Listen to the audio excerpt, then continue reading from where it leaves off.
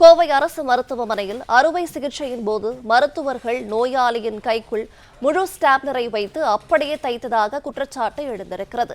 விவரங்களை தருகிறார் சேதலர் நேசராஜ். நேசராஜ், வணக்கம். விவரங்களை சொல்லலாம். வணக்கம்.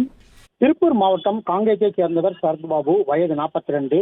இவர் எலக்ட்ரீஷியனாக வேலை செய்து வருகிறார். இவர் கடந்த 2023ஆம் ஆண்டு தனது ஸ்கூட்டரில் காங்கேயத்தில் இருந்து ஆலம்பாடி சென்ற போது நிலை தடுமாறி விழுந்தார்.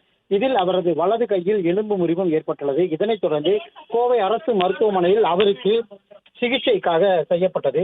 அதனை அடுத்து சில மாதங்களுக்கு பிறகு அவரது வலது கையில் அதிக அளவில் வலி ஏற்பட்டுள்ளது. இதனால் அவர் புதுச்சேரி ஜிப்மர் மருத்துவமனைக்கு சென்று பரிசோதனை செய்தார்.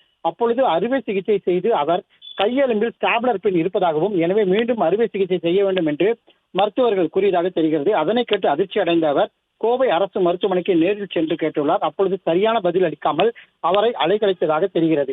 கோவை அரசு மருத்துவமனையில் அவரது கையில் அறுவை சிகிச்சை செய்தபோது தவறுதலாக ஸ்டாப்லர் பின்னை உள்ளே வைத்து உள்ளார்கள்.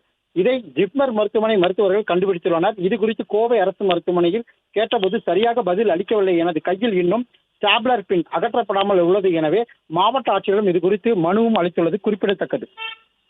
பிளே ஸ்டோர் மற்றும் ஆப் ஸ்டோரில் இருந்து பாலிமர் செயலியை QR கோடு மூலம் பதிவிறக்கம் செய்யுங்கள். செய்திகளை உடனுக்குடன் பெறுங்கள்.